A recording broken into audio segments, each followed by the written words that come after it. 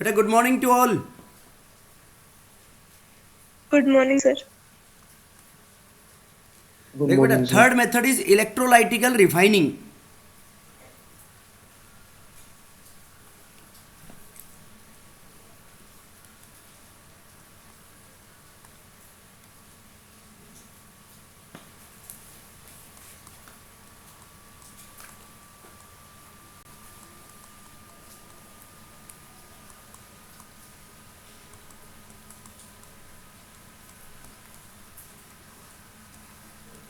देखो electrolytical refining, बेटा इलेक्ट्रोलाइटिकल refining का प्रिंसिपल क्या होगा?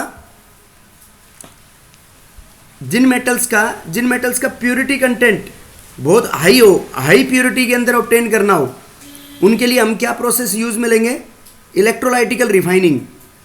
बेटा समझ गए क्या? Yes sir. देखो ये इलेक्ट्रोलाइटिकल रिफाइनिंग हम किन मेटल्स के लिए एम्प्लॉय करते हैं?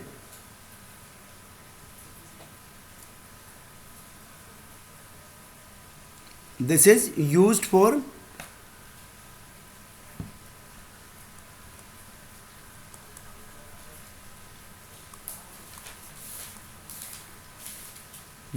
metals which are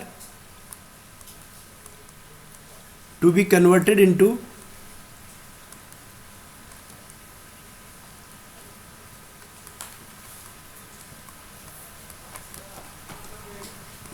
almost 100% into almost 100% purity level करना हो बेटा जिनके लिए। तो ये तुमने 10th में भी पढ़ा होगा। इसके लिए एक आता है, एक मेटल के लिए, बताओ किसके लिए आता है?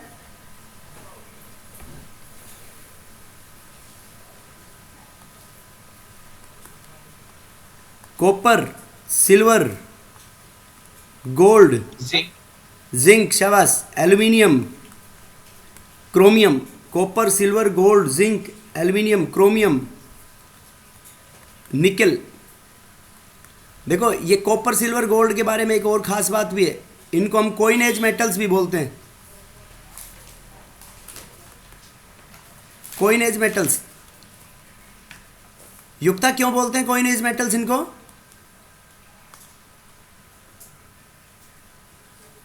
युक्ता, कॉपर, सिल्वर, गोल्ड को कोइन एज मेटल्स क्यों बोलते हैं? नहीं पता। बेटा कोइन एज सर नाम से मुझे पता चल रहा है, पुराने राजा महाराजाओं के वही टाइम में ये एक सिक्के टाइम पे बनाने के लिए कॉइन काम में बनाने लिए के जाते लिए थे। यूज समझ गए होता। बात? अरे समझ गए क्या? Yes sir. क्यों बोलते हैं कोइन एज मेटल्स इनको? सर अर्ली टाइम्स में इन्हें ऐसे कॉइन यूज करते थे इन इन्हें मेटल्स। कोइन यूज नहीं, इनके कोइंस बनाने के लिए नहीं, काम इनके में लिए जाते थे मेटल्स बेटा ये। मेटल। समझ गए? Yes sir. अब देखो इसका जो मोस्ट कॉमन एग्जाम्पल है वो हमने पढ़ा था कि उसके लिए हम क्या यूज में लेंगे। वो ये सॉरी, कॉपर के लिए जो 10th क्लास में भी तुम्हारे पास आता है, this is used for example. ये तो सब के लिए हो गया कॉमन। अब हम कॉपर की रिफाइनिंग पढ़ते हैं, इलेक्ट्रोलाइटिकल रिफाइनिंग ऑफ एग्जाम्पल कॉपर। देखो इसका बेसिक प्रिंसिपल क्या होता है?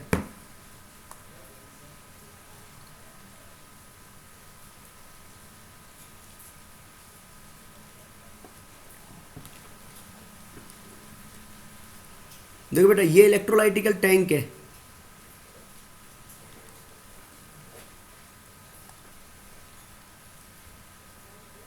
कॉपर का ऐसा ही कलर होता है ना, देखो सेम कॉपर का कलर बना दिया मैंने।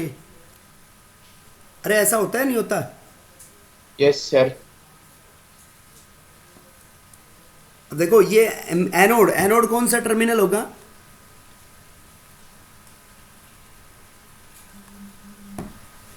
एनोड पॉजिटिव टर्मिनल होगा बेटा ये। Positive. Anode is the positive terminal. अब इस पॉजिटिव को, ये पॉजिटिव को, पॉजिटिव इलेक्ट्रोड को पॉजिटिव टर्मिनल से कनेक्ट कर दो यहाँ पे।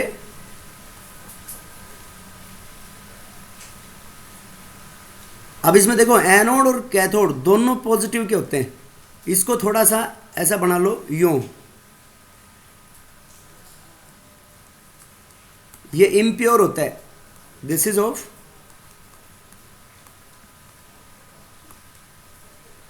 impure copper, that is ये एक अभी आगे पढ़ेंगे इसकी कॉपर की रिफाइनिंग में। ब्लिस्टर कॉपर का बना हुआ होता है बेटा। ये ब्लिस्टर कॉपर बोलते हैं 99.5% प्योर कॉपर को। तो देखो 99.5% प्योर है। इम्प्योरिटी का लेवल कितना है केवल इसमें? 0.5। 0.5% इम्प्योरिटी है, और वो 0.5% भी कम करनी है अपने को इम्प्योरिटीज।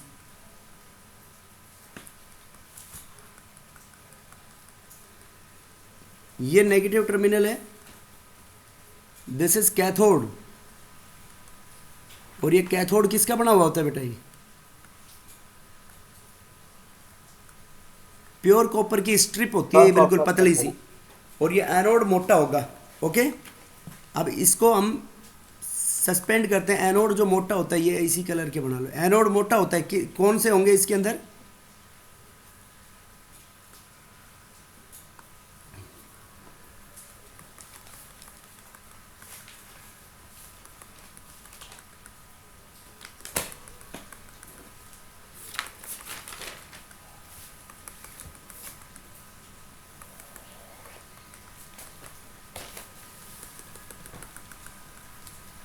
ये बेटा इसमें एक्वस कॉपर सल्फेट का सॉल्यूशन होता है। ठीक है, अब देखो इसमें क्या प्रोसेस होती है। इसमें इलेक्ट्रोलाइटिकल प्रोसेस, कि इसमें कॉपर का क्या होना है बेटा? इसमें इलेक्ट्रोलाइटिकली रिफाइन करना है।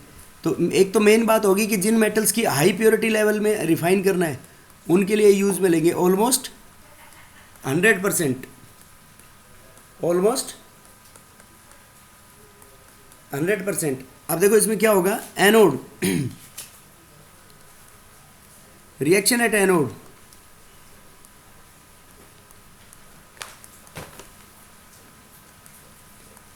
एनोड पॉजिटिव टर्मिनल होता है। और क्या होगा बेटा उसके ऊपर? ऑक्सीडेशन। अब जैसे देखो ब्लिस्टर कॉपर का बना हुआ है, ये इम्प्योर है उसमें, तो कॉपर ऑक्सीडाइज होगा तो कॉपर किस में चला जाएगा? कॉपर 2++2 इलेक्ट्रॉन्स में कन्वर्ट हो जाएगा। बेटा बोलो, बात समझ में आई है नहीं आई? Yes sir. जब देखो कॉपर 2+, ये कॉपर 2++ 2 इलेक्ट्रॉन में जाएगा, तो कॉपर 2+ आयंस तो यहाँ जाएंगे सॉल्यूशन के अंदर, और 2 इलेक्ट्रॉन, ये 2 इलेक्ट्रॉन यहाँ से चलते हुए आएंगे, और ये direction of flow of electrons होगा इधर, तो ये उनके अपोजिट होता है direction of flow of current. ठीक है बेटा, तो ये इलेक्ट्रॉन कहाँ पे पहुँचेंगे? कैथोड के ऊपर। अब कैथोड पे क्या होगा? रिडक्शन। रिडक्शन कैथोड के ऊपर। अब देखो बेटा, जो सॉल्यूशन में कॉपर 2+ आयंस है, ये जैसे ही इसमें डिजोल्व होंगे तो इस सॉल्यूशन में से यहाँ से कॉपर 2+ इस सरफेस के ऊपर पहुँच जाएंगे सॉल्यूशन में से। तो सॉल्यूशन में से वो कॉपर 2+ पहुँचेंगे तो कॉपर +2, और वहाँ पे 2 इलेक्ट्रॉन चल के आ रहे हैं ऊपर से, तो वो 2 इलेक्ट्रॉन लेके रिड्यूस हो जाएंगे कॉपर में। तो ये कैसा कॉपर होगा बेटा? This is pure copper.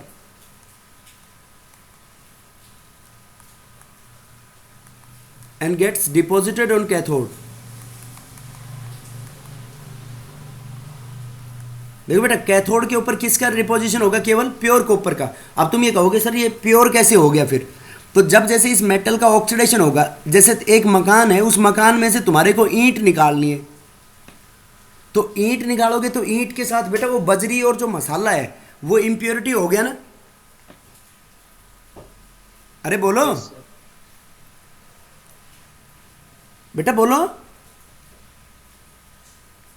Yes sir. तो ईंट तो होगी प्योर कॉपर, और वो बजरी और मसाला हो गया इम्प्योरिटी। तो जब ईंट को बाहर निकालोगे तो बजरी मसाला साथ निकल के गिरेगा, नहीं गिरेगा? Yes sir. तो वो जो इम्प्योरिटी है, वो इम्प्योरिटी सारी, वो जो मसाला गंदगी जो भी है सारी इस एनोड के नीचे इकट्ठी हो जाएगी। तो धीरे धीरे जब इसमें से कॉपर के 2+ आयंस बाहर निकलते रहेंगे, इम्प्योरिटी नीचे गिरती रहेगी एनोड के नीचे, और फिर ये कॉपर का रिडक्शन होके और प्योर कॉपर यहाँ पे रिड्यूस हो जाएगा नेगेटिव के अंदर। समझ गए बेटे बात? अरे बोलो, समझ में आया नहीं आया? Yes sir. Yes sir. तो ये है इसका प्यूरिफिकेशन मेथड बेटा, कि एनोड पे ऑक्सीडेशन होगा, कैथोड पे रिडक्शन हो जाएगा, एंड इम्प्योर प्योर कॉपर तो डिपॉजिट हो जाएगा कैथोड पे, एंड इम्प्योरिटीज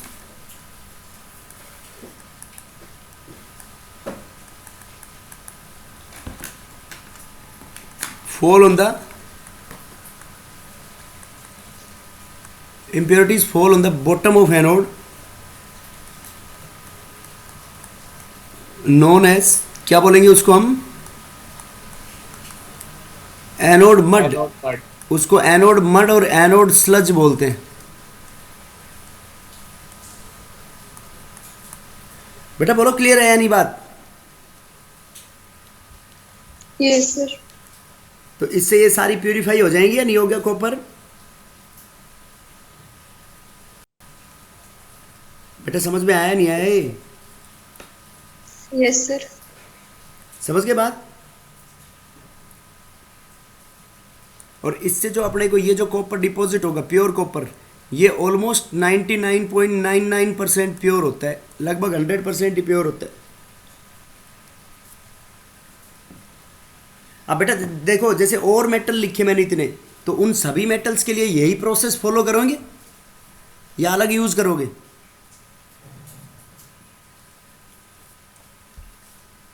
कॉपर, गोल्ड और सिल्वर के लिए शायद तक अलग यूज होगा।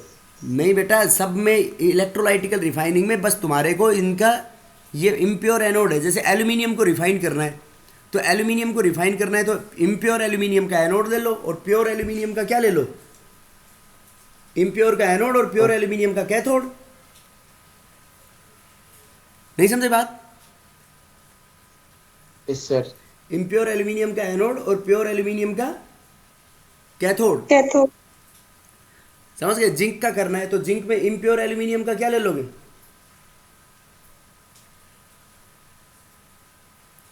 एनोड। कैथोड। ये इम्प्योर एल्यूमिनियम का एनोड सॉरी, और प्योर एल्यूमिनियम का कैथोड। और एक ये इंपॉर्टेंट बात ये भी है इसमें, ये भी ध्यान रखना कि ये जो एनोड मड होती है, इस एनोड मड को नाम से मड है, मतलब मिट्टी है इसमें नाम से ही, लेकिन ये बहुत अच्छी होती है, ये बहुत अच्छी मिट्टी है, इसको फेंकेंगे नहीं हम। This anode mud contains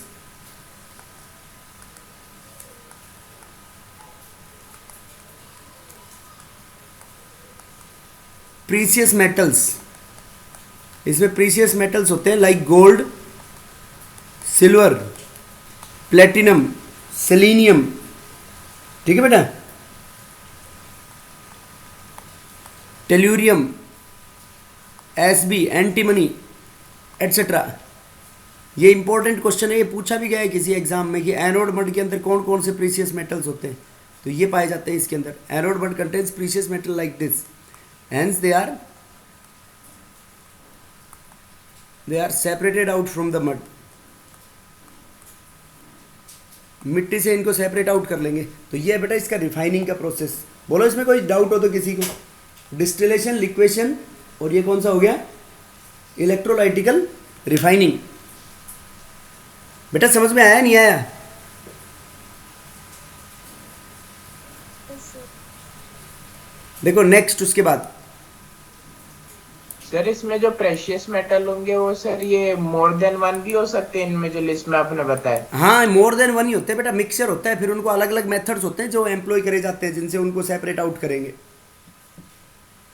yes sir. ठीक है ना? कोई एक स्पेसिफिक नहीं होता है मेटल उसके अंदर। मड है, इम्प्योरिटी है, तो उसमें जो भी मेटल्स होंगे उनको सबको ट्रेस आउट करके मतलब सेपरेट आउट कर लेंगे।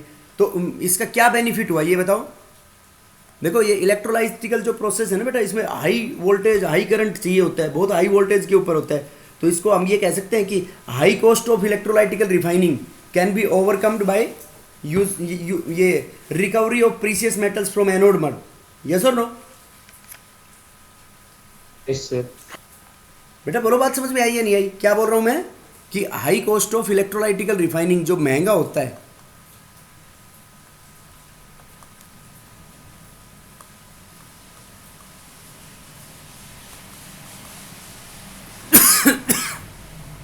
high cost of electrolytical refining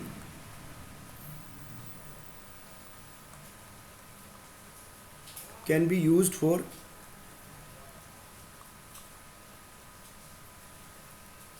recovery of metals from anode mud। Anode mud से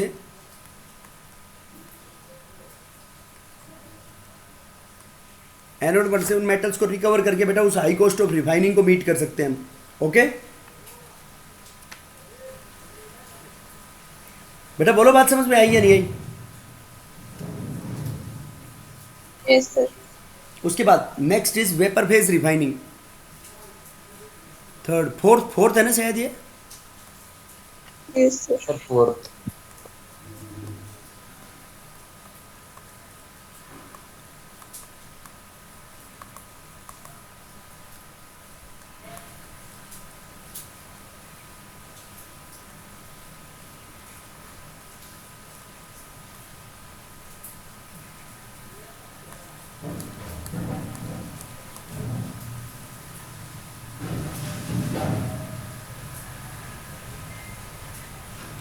देखो बेटा वेपर फेज रिफाइनिंग, इस वेपर फेज रिफाइनिंग का सबसे पहले इसका प्रिंसिपल क्या होता है?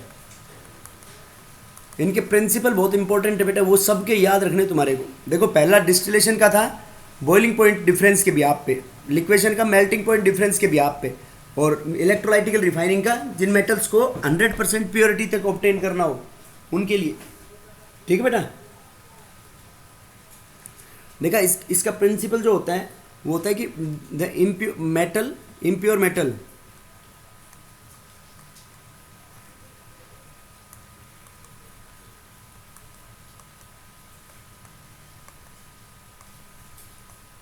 is treated with suitable chemical reagent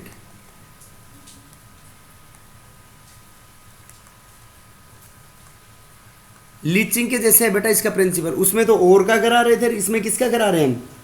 metal का। समझ गए? impure metal is treated with suitable chemical reagent to form a volatile compound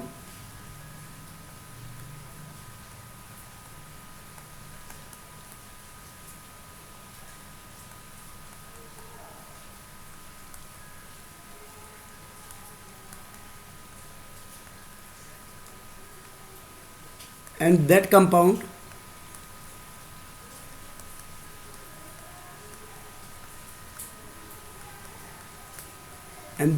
is decomposed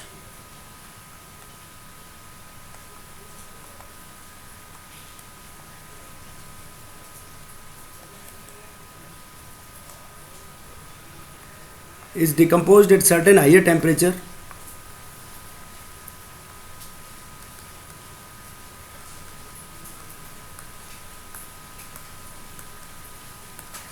to give pure metal। बेटा समझ में आई बात कि इम्प्योर मेटल को ट्रीट करेंगे सूटेबल केमिकल रिएजेंट के साथ। सूटेबल केमिकल रिएजेंट के साथ ट्रीट करने के बाद क्या करेंगे हम उसके अंदर? To form a volatile compound, और फिर उस वोलेटाइल कंपाउंड को is decomposed at certain higher temperature to give pure metal. वो थोड़े से हाई टेम्परेचर के ऊपर उसका डिकम्पोजिशन करा कर क्या ऑब्टेन हो जाएगा बेटा हमारे को? उसके उससे प्योर मेटल ऑब्टेन हो जाएगा। उसको बोलेंगे वेपर फेज रिफाइनिंग। देखो यहाँ पे इस तरीके से मान लो इसको, ये इम्प्योर मेटल है तुम्हारे पास। अब इसकी T1 टेम्परेचर के ऊपर रिएजेंट डाला, तो रिएजेंट बेटा इम्प्योरिटीज के साथ जुड़ेगा या मेटल के साथ? मेटल के साथ। रिएजेंट शाबाश मेटल के साथ जुड़ जाएगा। तो यहाँ पे मेटल प्लस रिएजेंट कॉम्प्लेक्स, ये कंपाउंड बन जाएगा जो भी। अब इसका डिकम्पोजिशन कराएंगे। ये कैसा होना चाहिए? Metal plus reagent complex is volatile, मतलब जिसको इजीली वेपराइज कर सकते हैं। इसका T2 टेम्परेचर पर डिकम्पोजिशन कराएंगे, वे T2 should be greater than T1। T2 T1 से क्या हो बेटा? ज़्यादा हो, तो क्या बन जाएगा यहाँ पे? यहाँ पे प्योर मेटल आ जाएगी बेटा, और इम्प्योरिटीज यहीं बच जाएगी। बेटा बोलो, बात समझ में आई नहीं आई? यस सर, आ गई। तो मतलब सबसे बेसिक प्रिंसिपल क्या हो गया कि इम्प्योर मेटल ट्रीट करेंगे सूटेबल केमिकल रिएजेंट के साथ, तो वो एक वोलेटाइल कंपाउंड बनाएगा, और वोलेटाइल कंपाउंड डिकम्पोज हो जाएगा। तो मतलब इसके अंदर हम ये कह सकते हैं कि वोलेटाइल कंपाउंड आसानी से बन जाना चाहिए, और वो आसानी से टूट जाना भी चाहिए। बोलो बेटा। Yes sir. कि metal should form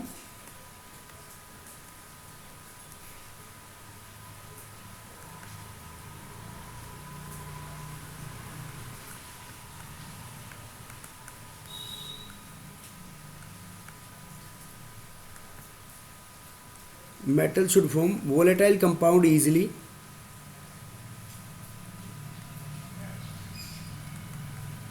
and it can be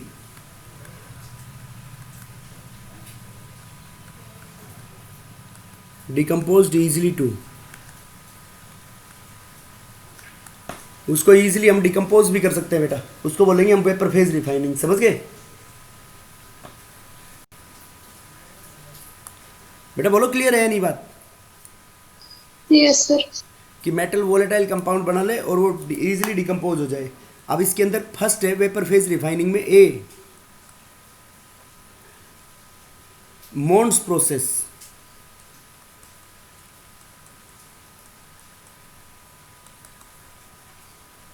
This Mond's process is used for refining of nickel.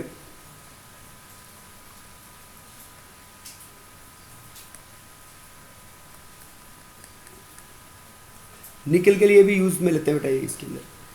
तो ये देखो क्या होता है इसमें, बस सिंपल ये बात याद रखनी है कि ये निकल हो गया तुम्हारे पास, निकल सॉलिड, और ये कैसा है निकल इम्प्योर है। तो इसकी 4 moles of suitable chemical reagent हो गए, कार्बन मोनोऑक्साइड गैस के साथ रिएक्शन कराएंगे 330 से 350 केल्विन के ऊपर, ठीक है बेटा? तो ये क्या बन जाएगा इसमें, टेट्रा कार्बोनिल निकल कॉम्प्लेक्स बन जाएगा NiCO4। अब ये टेट्रा कार्बोनिल निकल, ये बेटा इम्प्योरिटीज़ यहीं बच गई, निकल निकल के साथ रिएक्ट किया, फिर इसकी रिएक्शन ये इसकी हीटिंग कराएंगे 450 से 470 केल्विन के ऊपर, और क्या बन जाएगा यहाँ पे अपना nickel metal solid plus 4 moles of CO gas. तो ये जो निकल मेटल सॉलिड है ये कैसा होगा बेटा आपका,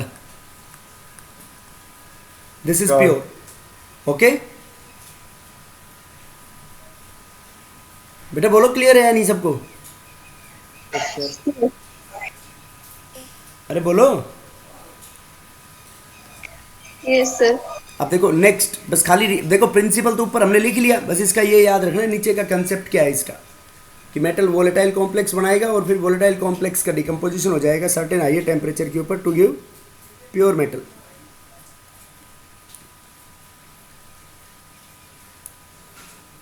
निकल की वैलेंसी कितनी होती है?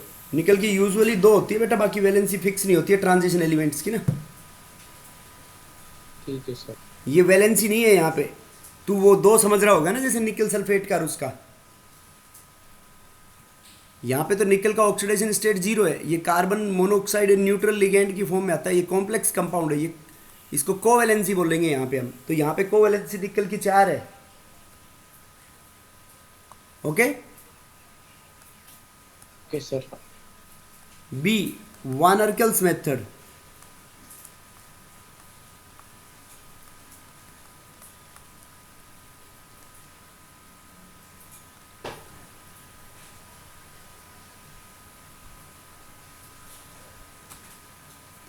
Van Arkel's method.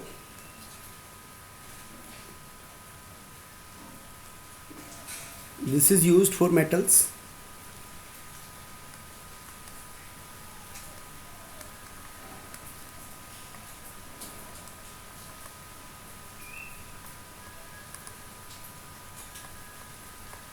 Ultra purity, जो बहुत ज़्यादा प्योर ऑब्टेन करना हो उनके लिए यूज में लिया जाएगा बेटा इसके अंदर, समझ गए? जैसे टाइटेनियम, टाइटेनियम है, टाइटेनियम की आयोडीन के साथ रिएक्शन कराएंगे, 2 मोल्स ऑफ आयोडीन सॉलिड के साथ रिएक्ट करेगा ये 523 केल्विन टेम्परेचर पे, तो ये कॉम्प्लेक्स बनेगा TiI4। अब ये TiI4 ये वोलेटाइल कॉम्प्लेक्स होता है, ये वोलेटाइल कॉम्प्लेक्स, इसमें भी ये जो टेट्रा कार्बोनिल निकल है वो गैसियस फॉर्म में बनेगा ये। अब ये इसके अंदर 1700 केल्विन के ऊपर इसकी हीटिंग कराएंगे, 1700 केल्विन पर डिकम्पोज हो जाएगा टाइटेनियम। ये टाइटेनियम कैसा है, इम्प्योर, इसके अंदर ऑक्सीजन और नाइट्रोजन इम्प्योरिटीज़ भी होती है, तो ये बन जाएगा titanium solid plus 2 moles of iodine. ये टाइटेनियम कैसा होगा यहाँ पे, प्योर, समझ गए बेटा बात? Yes sir. जिरकोनियम, ZR के लिए भी सेम प्रोसेस है, ZR प्लस वही 2 मोल्स ऑफ आयोडीन। ये ZR जिरकोनियम कैसा है, impure. Zirconium this is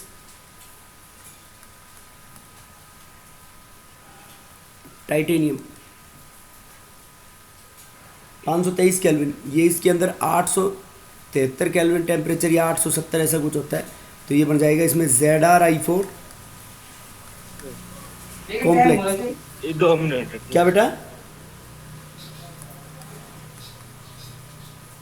2073 kelvin के ऊपर इसका डिकम्पोजिशन हो जाएगा टू फॉर्म Zr प्लस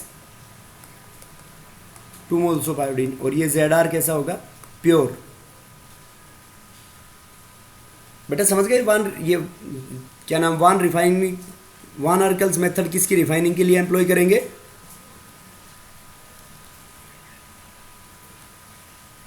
ये एम्प्लॉय करेंगे बेटा Van Arkel's method used for refining of metals which are to be obtain in ultra purity. जो हाईली जिनको प्योर फॉर्म में ऑब्टेन करना है उनके लिए एम्प्लॉय करेंगे हम वान आर्कल्स मेथड। बेटा बोलो समझ में आया नहीं आया? Yes, sir. Based on their reactivity भी होता है, अपन रिएजेंट चॉइस करते हैं ना क्या बेटा? सर? ये reagent upon based on the reactivity choose करते हैं ना, और उसके हिसाब से अपन वेरियस प्रोसेस में डिवाइड कर देते हैं इसको। हाँ, उसकी मेटल्स की रिएक्टिविटी किस टाइप का है, किस केमिकल रिएजेंट के साथ वो कॉम्प्लेक्स बनाएगा, उस तरीके से सूटेबल सेलेक्ट करते हैं बेटा वो। ठीक है। जोन रिफाइनिंग, देखो बेटा जोन रिफाइनिंग उन मेटल्स के लिए, ये भी मतलब हाई प्योरिटी मेटल्स के लिए, मेटल्स इन विच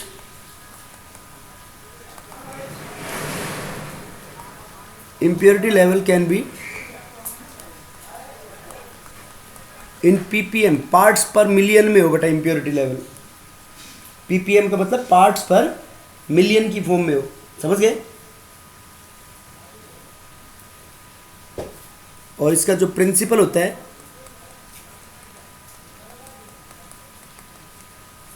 इसका प्रिंसिपल होता है बेटा impurities are more soluble in molten state as compare to solid state. मतलब उसकी पिघली हुई फॉर्म में impurities क्या होंगी बेटा? ज़्यादा होंगी उसके सॉलिड स्टेट के कंपैरिजन में। impurities are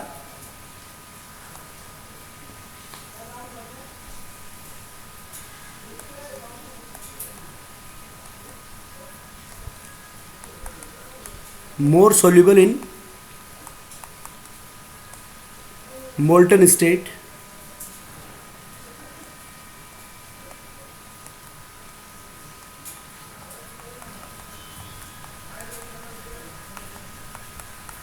as compare to solid state. Impurities molten state में ज़्यादा घुलेंगी बेटा सॉलिड स्टेट के कंपैरिजन में,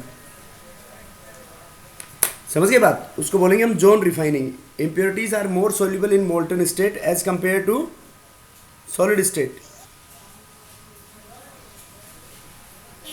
बेटा समझ गए इसका प्रिंसिपल? Yes, sir. क्या कह रहा है इसका प्रिंसिपल? कि इम्प्योरिटीज मोल्टन स्टेट में ज़्यादा soluble होंगी as compare to the solid state. देखो इसका क्या होता है,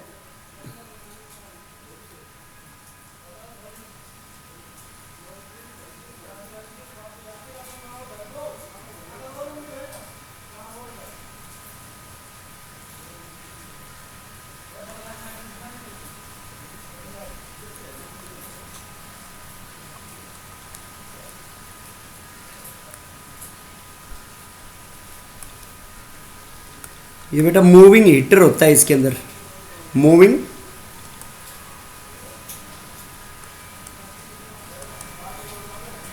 कोई हीटर होता है, इंडक्शन हीटर। इंडक्शन का फिनोमेनन जानते हो? वो घर में भी होगा ना बेटा इंडक्शन, जिसके अंदर वो हीटर जो होता है वो डायरेक्ट टच में नहीं होता है उसके।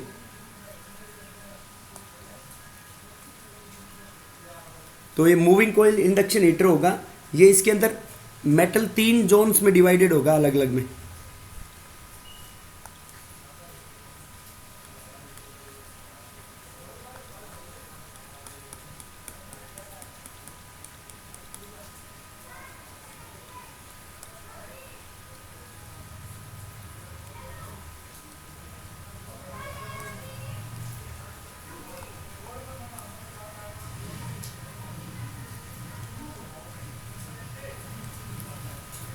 ये इसके अंदर नोबल गैस का एटमॉस्फेयर होता है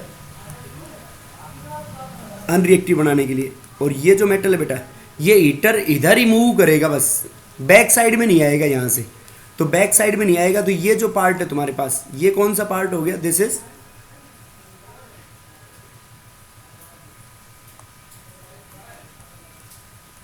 ये प्योर मेटल होगा तुम्हारे पास बेटा।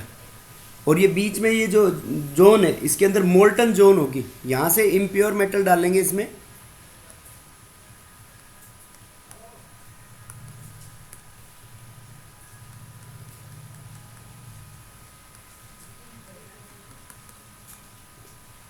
और ये इसके अंदर क्या है? Molten zone.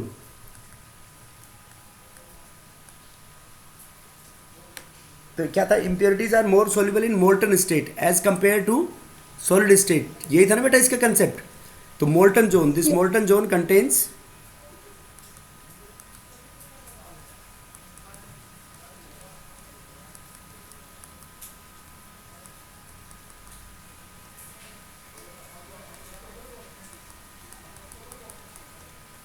Impurities dissolve in it. इस मोल्टन जोन में कौन होगा बेटा? इम्प्योरिटीज रहेंगी जो डिजोल्व रहेंगी। ओके, और ये इम्प्योर मेटल है बेटा। तो देखो इम्प्योरिटीज तो घुली हुई फॉर्म में ज़्यादा सोल्यूबल रहेंगी। हीटर इधर आएगा ही नहीं इस बैक साइड में, तो बैक साइड में हीटर नहीं आएगा तो टेम्परेचर कम रहेगा यहाँ पे। बोलो बेटा।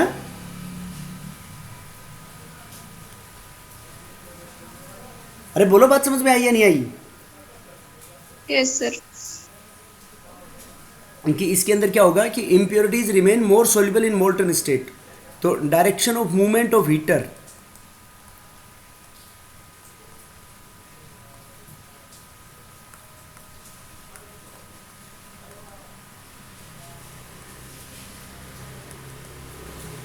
only on impure side. So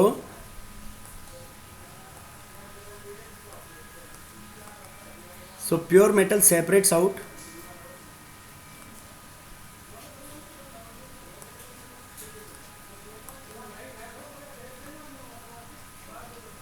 in form of metal rods. Metal rods की फॉर्म में उसको सेपरेट आउट कर लेंगे बेटा। और ये प्रोसेस बार बार रिपीट करेंगे इसके अंदर, जिसके अंदर इम्प्योरिटीज़ का मतलब 7 से 10 ppm इम्प्योरिटी लेवल होता है। मेटल्स लाइक मेटल्स और metalloids, silicon, metalloids like silicon, germanium, जो सेमीकंडक्टर्स की फॉर्म में काम में लिए जाते हैं, गैलियम एटसेट्रा, आर प्योरीफाइड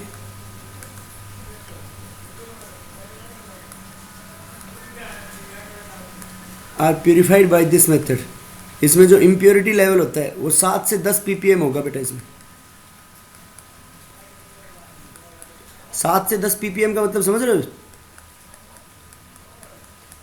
मतलब 10 लाख kg मेटल होगा तो 10 लाख किलो मेटल में 7 किलो से 10 किलो तक की इम्प्योरिटी का लेवल हो सकता है। बहुत कम है ना बेटा ये? अरे बोलो।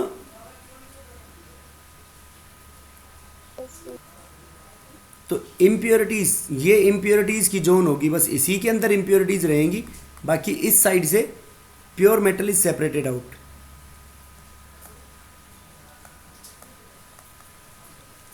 बेटा बोलो, समझ में आया नहीं आया प्रिंसिपल इसका? कि impurities remain more soluble in molten state as compare to solid state. Solid state के कंपैरिजन में किस में घुली रहेंगी इम्प्योरिटीज ज़्यादा? मोल्टन स्टेट में, और वो यहाँ से सेपरेट आउट हो जाएंगी।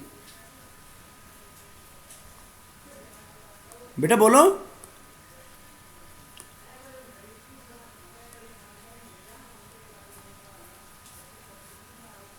सर ये वाला एक और बार समराइज करा दोगे? ये पूरा मोल्टन स्टेट वाला? नहीं सर, यही वाला, ये जोन रिफाइनिंग वाला। बेटा जोन रिफाइनिंग के अंदर हम मतलब उन मेटल्स के लिए एम्प्लॉय करेंगे जोन रिफाइनिंग जिनके अंदर इम्प्योरिटीज़ का लेवल जो है वो 7 से 10 ppm तक करना हो इम्प्योरिटीज़ का लेवल। और इसमें इसका प्रिंसिपल ये होता है, बेसिक प्रिंसिपल, कि जिसमें जो इम्प्योरिटीज़ जो है वो मोर सोल्यूबल रहेंगी बेटा मोल्टन स्टेट में as compare to solid state मतलब जो मेटल का पिघला हुआ स्टेट होगा इम्प्योर मेटल का, उसके अंदर ज़्यादा इम्प्योरिटीज सोल्यूबल रहेंगी। तो ये एक मूविंग कोयल हीटर लगा दिया हमने। तो हीटर का जो मूवमेंट है बेटा, डायरेक्शन ऑफ मूवमेंट है, हीटर का जो डायरेक्शन ऑफ मूवमेंट है वो यूनि डायरेक्शन होगा, एक ही डायरेक्शन में। ये हो गया इसका डायरेक्शन ऑफ मूवमेंट, इधर ही जा सकता है हीटर, बैक साइड में नहीं आएगा। तो बैक साइड में टेम्परेचर कम रहेगा ना, कम रहेगा। तो बार बार इस प्रोसेस को हम रिपीट करेंगे, बार बार रिपीट करेंगे तो इम्प्योरिटीज़ का लेवल इतना रिड्यूस हो जाएगा। इम्प्योरिटीज़ तो घोली हुई फॉर्म में पड़ी रहेंगी, यहाँ से सॉलिड मेटल्स को बाहर सेपरेट आउट करते जाएंगे। ये बेटा एक आउटलाइन डायग्राम है, ऐसा नहीं है कि मतलब इतनी आसान प्रोसेस होती है। नोबल गैस इसलिए लेते हैं क्योंकि हाई टेम्परेचर होता है, तो और कोई गैसेस के साथ रिएक्ट करके कोई साइड रिएक्शन ना हो जाए, इसलिए हम नोबल गैस का एटमॉस्फेयर लेते हैं इसके अंदर। और जर्मेनियम, गैलियम, सिलिकॉन जो यूजुअली जो सेमीकंडक्टर्स होते हैं, those are purified by this method. Sir अगर इसकी जगह नोबल गैस की जगह वैक्यूम भी रख सकते हैं ना? बेटा वैक्यूम तो नहीं होता है, वैक्यूम के अंदर तो फिर टेम्परेचर प्रेशर का अलग अलग रोल हो जाता है। ठीक है सर। ठीक है, उसके बाद last 6th chromatographic analysis. Devendra समझ गया? Yes sir.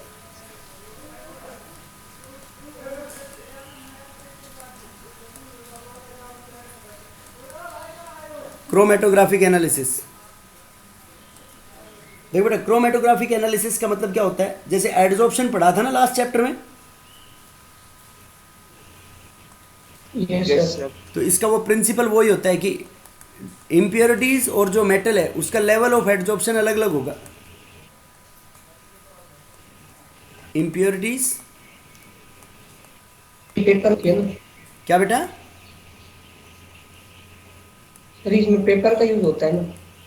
पेपर भी होता है, अलग अलग सब्सटेंस होते हैं बेटा, डिफरेंट एडजॉर्बेंट्स होते हैं। Impurities and metal are separated out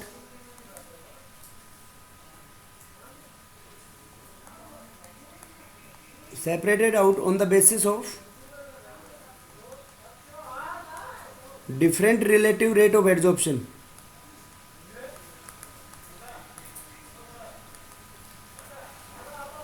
Different relative rate of impurities and metals are separated out on the basis of different relative rate of adsorption. सबका एडजॉर्प्शन का जो रोल है बेटा वो अलग अलग होगा, समझ गए? इसके अंदर दो फेज होते हैं, एक तो मूविंग फेज होता है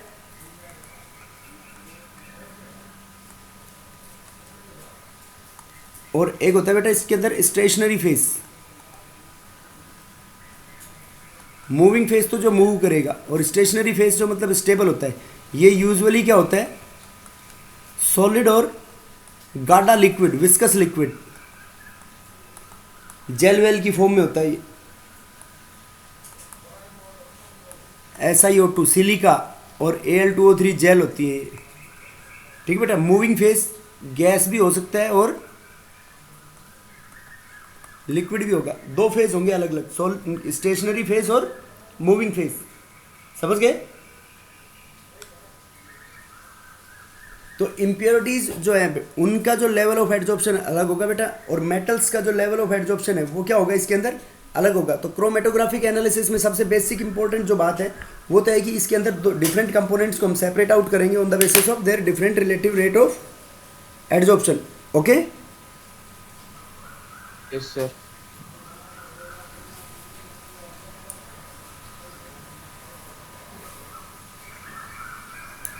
बेटा बोलो बात समझ में आई या नहीं आई? यस सर, आ Yes. गई। अब देखो कि कैसे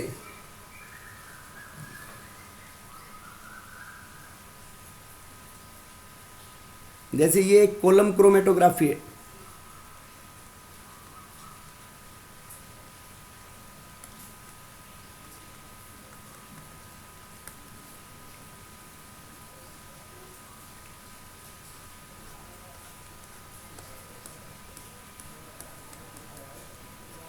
इसके अंदर मिक्सचर को फिल कर दिया बेटा, मिक्सचर है इसमें। मिक्सचर किस किस का है?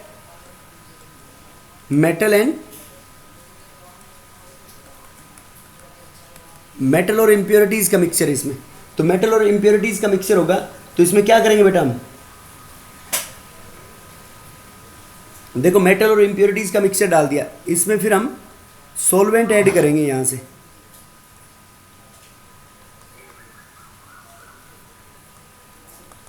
suitable impurities and metal mixture in, वो उसको क्या बोलते हैं, impurities and metal mixture, जो अभी क्या नाम है, स्टेशनरी फेज का, impurities और metal mixture in,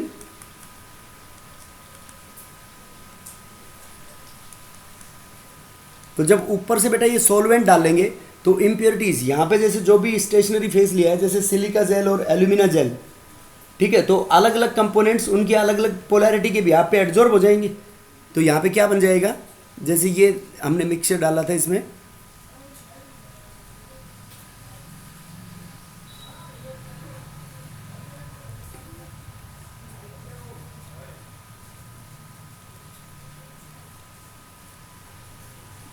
ऐसे डिफरेंट डिफरेंट अलग अलग बैंड्स बन जाएंगे इनके अंदर। ये किसी और सब्सटेंस के एड्जॉर्प्शन लेवल को रिप्रेजेंट करेगा,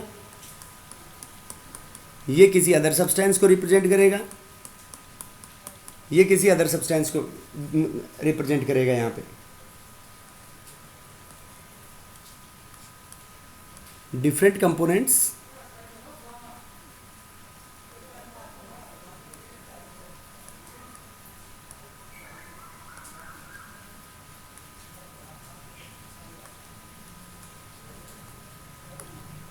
are adsorbed at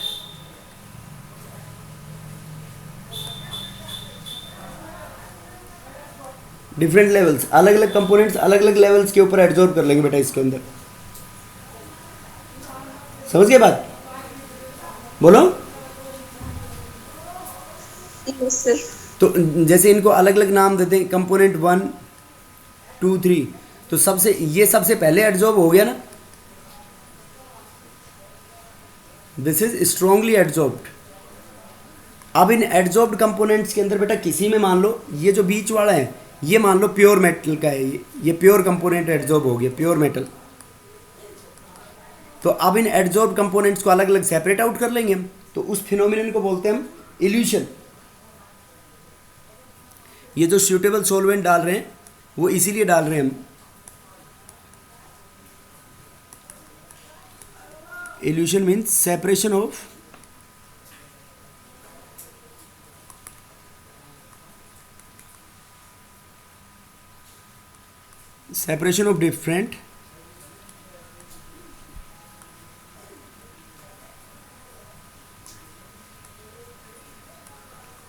different adsorbed components is known as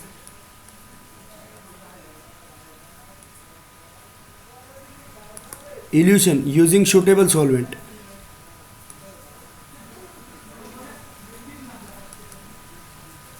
suitable solvent लेके बेटा हम उनको सेपरेट आउट कर लेंगे, उस फिनोमिनन को बोलते हैं इल्यूशन। तो बताओ इसमें अलग अलग सेपरेट आउट हो जाएंगे या नहीं हो जाएंगे बेटा इसमें?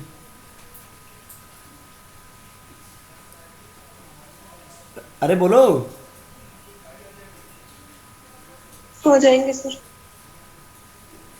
तो इसके अंदर यूजुअली जो दो एलिमेंट्स, दो ग्रुप्स होते हैं ना, lanthanides and actinides, usually elements which have very less difference, yeah, very less difference in their properties,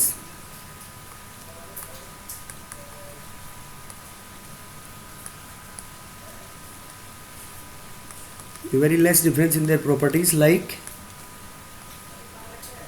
Jin elements की प्रॉपर्टीज में बहुत कम डिफरेंस होता है, कैसे, लाइक लैंथेनाइड्स एंड एक्टिनाइड्स।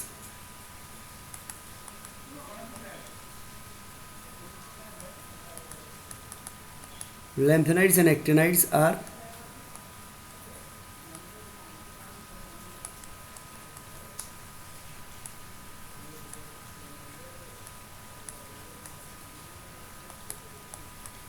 कि जिनकी प्रॉपर्टीज में बहुत कम डिफरेंस होता है बेटा, लैंथेनाइड और एक्टिनाइड्स, उनको सेपरेट करेंगे हम इन मेथड से। समझ गए बेटा?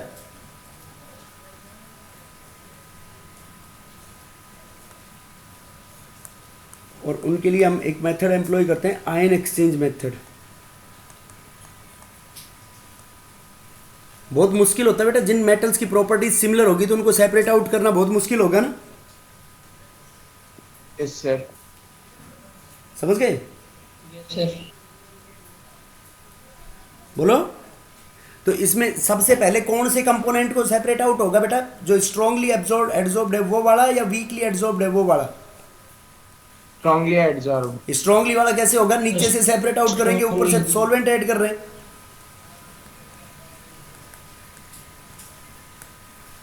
बेटा नीचे ये जो टैप से लगा रखी है इसी में तो सेपरेट आउट करेंगे। Yes sir. नहीं समझे बात? सर ये एब्जॉर्ब होगा किसमें? बेटा सॉल्वेंट बोला है ना मैंने, स्टेशनरी फेस ले रहे हैं जो हम, स्टेशनरी फेस अभी तो बोला था, ये सिलिका जेल और एल्यूमिना जेल काम में लेते हैं, उनके अंदर एडजॉर्ब हो जाएंगे, फिर उनसे कंपोनेंट्स को सेपरेट करेंगे फिर हम। Yes sir. नहीं समझा बात? सर आ गया। तो पहला सबसे बाद में रिमूव होगा, दिस इज वीकली एडजॉर्ब, तो रिमूव फर्स्ट। ये जेल के ऊपर अलग अलग लेवल्स के ऊपर एडजॉर्ब हो जाएंगे बेटा, तो जो मेटल एडजॉर्ब हो गया जिस लेवल के ऊपर, फिर उसको हम सेपरेट आउट कर लेंगे। तो ये है क्रोमेटोग्राफिक एनालिसिस। तो देखो इसमें बेसिक इंपॉर्टेंट बात, ये कोई खास बातें नहीं है, ये याद रखना। एक तो अलग अलग बेसिक प्रिंसिपल हो गया कि impurities and metals are separated out on the basis of different relative rate of adsorption. उनका जो रिलेटिव रेट ऑफ एडजॉर्प्शन है वो क्या होगा बेटा, अलग अलग होगा मेटल और इम्प्योरिटीज का। Okay yes sir. बेटा और बोलो, कोई पेपर डाउट इसमें किसी को? क्या होता है? क्या सर पेपर क्रोमेटोग्राफी। बेटा ये बहुत अलग अलग तरीके की, एक क्रोमेटोग्राफी नहीं है, मतलब paper chromatography, thin layer chromatography, बहुत अलग अलग तरीके की होती है। इसके एग्जाम्पल मैं लिख देता हूं यहां पे।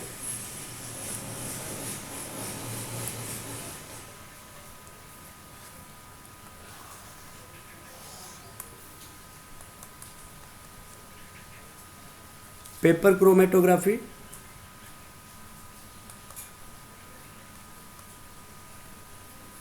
लास्ट ईयर ऑर्गेनिक में नहीं पढ़ी है?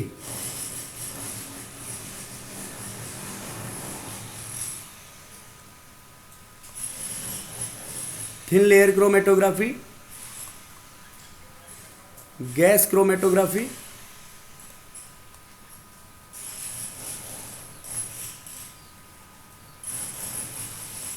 पार्टीशन क्रोमेटोग्राफी,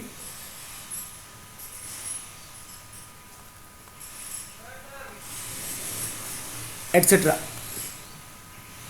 ठीक है बेटा, ये हैं डिफरेंट मेथड्स ऑफ प्यूरिफिकेशन।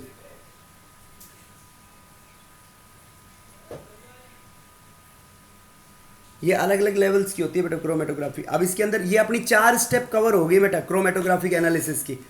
ये मतलब मैं देखो, पहली स्टेप थी crushing and grinding of ore, दूसरी कंसंट्रेशन ऑफ ओर, तीसरी obtaining crude metal from the concentrated ore, और थर्ड प्रोसेस कौन सी होगी? रिफाइनिंग। रिफाइनिंग। अब अपने पास डिफरेंट मेटल्स हैं, उन मेटल्स के लिए ये स्टेप्स एम्प्लॉय करेंगे बेटा हम। जैसे आयरन क्या है, कॉपर का है, आयरन, कॉपर, जिंक और एल्यूमिनियम, उन चारों के लिए हम 1 by 1 पढ़ेंगे। तो ये 1-2 दिन में कंप्लीट हो जाएगा। ठीक है बेटा? Yes sir. बेटा बोलो, समझ में आया नहीं आया? Yes sir. Yes sir. ये आज इसकी रिकॉर्डिंग ऑन नहीं करी मैंने, वैसे यूट्यूब पे डाल दूंगा बेटा मैं ये, है ना, इसमें नहीं मिलेगी इसकी रिकॉर्डिंग क्योंकि पूरी कम हुई है इसमें 5-10 मिनट की। Okay, thank you.